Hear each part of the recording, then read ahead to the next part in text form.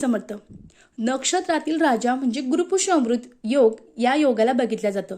या दिवशी तुम्ही कोणतीही खरेदी करा, दान धर्म करा, याचं जे पुण्य आहे ते तुम्हाला 1000 पटीनं भेटत असतं. मग या दिवशी जर आपण काही चुका केल्या तर या चुकीने आपलं पूर्ण जे घर आहे ते बर्बाद होतं.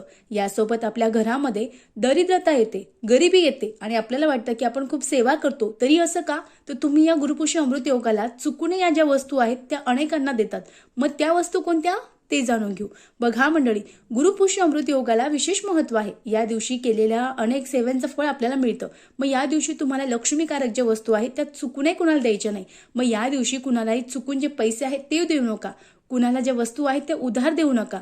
यासोबत चुकूनही कुणाला या दिवशी लक्ष्मीला अतिशय प्रिय आहे मीठ देऊ नका. यासोबत साखर शुक्राचं प्रतीक आहे. आपण जर कुणाला या गुरुवारी साखर दिली तर आपण 100% गरिबी आपल्या घरात येणार आहे.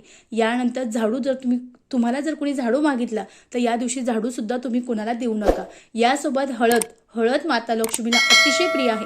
मग या दिवशी हळद सुद्धा तुम्ही कुणालाही देऊ नका. यासोबत जे वेलची आहे, लवंग आहे, या सुद्धा माता लक्ष्मीला आपल्या घरामध्ये आकर्षित करतात.